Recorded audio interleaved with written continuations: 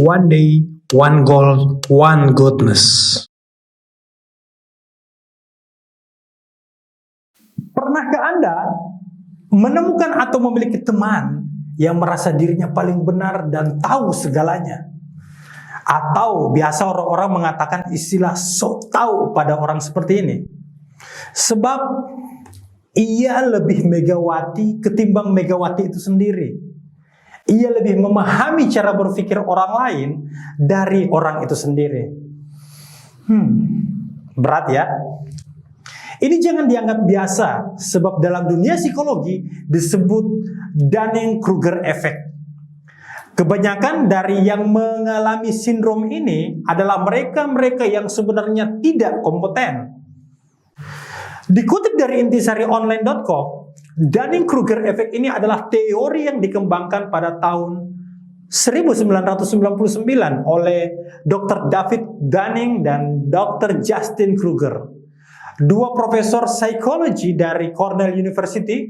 Secara garis besar, Dunning-Kruger effect didefinisikan sebagai bias kognitif di mana seorang individu yang tidak terampil menderita superioritas ilusi. Mereka keliru akan tingkat kemampuan mereka dan merasa kemampuan mereka jauh lebih tinggi dari yang sebenarnya. Bias ini dikaitkan dengan ketidakmampuan metakognitif untuk mengenali diri mereka sendiri. Contoh pada momentum pasca Pilpres, saya pernah ketemu dengan seseorang di warung kopi yang menceritakan skema besar dan konspirasi Pilpres itu sendiri. Ia dengan penuh energi dan percaya diri menjelaskan jika pemenang Pilpres 2019 itu adalah by design kedua kubu, baik kubu Prabowo maupun kubu Jokowi itu sendiri. Jadi ringkasnya ia menyatakan jika Prabowo Sandi sebenarnya ikut mendesain agar Jokowi terpilih pada Pilpres 2019. Bingung kan? Bagi saya ini biasa saja. Cukup saya diam dan biarkan ia berceloteh sepuasnya. Tetapi yang masalah di sini adalah para pendengar awam yang menelan mentah-mentah suara-suara sumbang tersebut. Mereka ikut jadi halu dan membenarkan apa yang dikatakan orang-orang sakit tersebut. Kita harus berpikir kritis. Berpikir kritis terhadap apa yang terjadi pada kemampuan diri kita. Secara logis dan berpikir selalu bahwa kita harus terus banyak belajar terhadap segala sesuatu yang terjadi di dunia ini. Sebab bisa saja hari ini kita menganggap diri kita hebat, tetapi di esok hari kita akan menemukan orang yang sempat kita rendahkan, tetapi ia bersungguh-sungguh dan berteguh hati dalam belajar, dan kita akan ketemu dalam kondisi yang berbeda. Sehingga pada kondisi ini kita harus mewaspadai Dunning-Kruger effect. Sebagai penutup dalam membahas tentang Dunning-Kruger effect ini, saya ingin bercerita pengalaman pribadi saya ketemu dengan salah satu dokter hukum. Di satu momentum saya sempat berdiskusi dengan salah satu profesor hukum, kemudian berpapasan dengan dokter tersebut.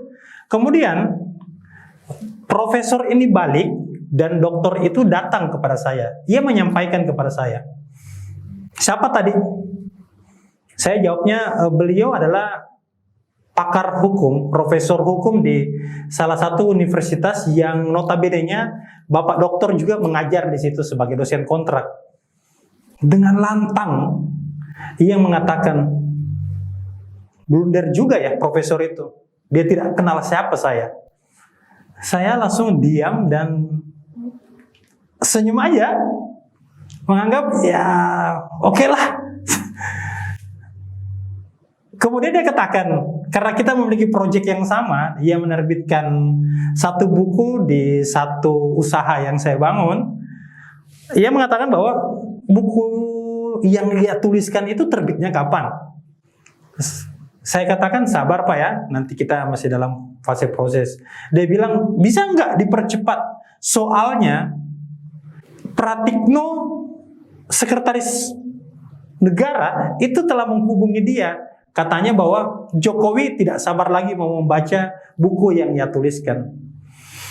Ya di situ saya semakin gimana ya, tapi ya ketimbang saya ikut sakit, saya ikut ketawa saja untuk memikirkan bahwa ya mungkin orangnya memang seperti ini.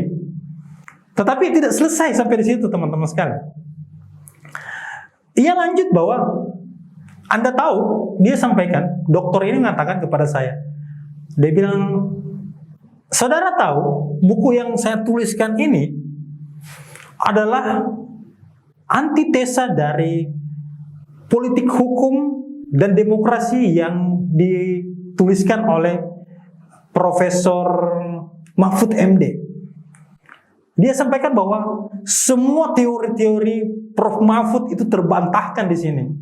Ya, dengan santai saja, dengan menahan tawa, saya hanya membalasnya dengan hal yang lucu, mengatakan bahwa bisa saja Pak dokter ini lebih hebat. Harusnya yang jadi Menko Polhukam itu bukan Prof. Mahfud, tetapi Bapak dokter ini. Tapi ternyata dia tidak tersindir dengan satire yang saya berikan. Ia yang mengatakan bahwa benar Dik, harusnya saya lah yang jadi Menko Polhukam. Wah, sakit rasanya. Oke, cukup sekian. Terima kasih. Jika video ini bermanfaat, jangan lupa share, subscribe, dan nyalakan lonceng notifikasinya untuk mendapatkan video-video terbaru dari kami.